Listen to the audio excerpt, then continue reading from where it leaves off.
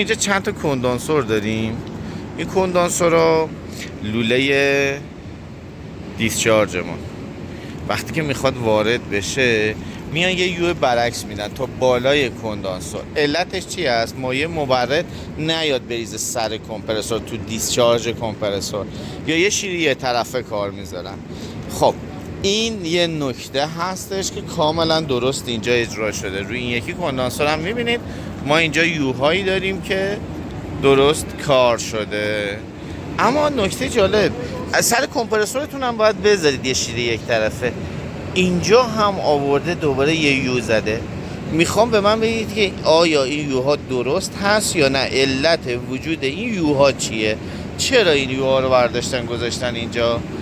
پس این یو درست. حالا یه کندانسور جالب‌تر هم ببینیم.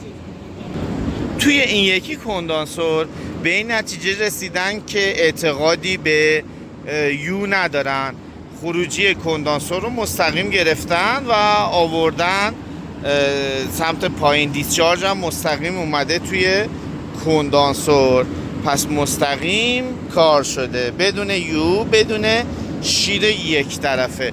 هر دو کمپرسور هم سوخته.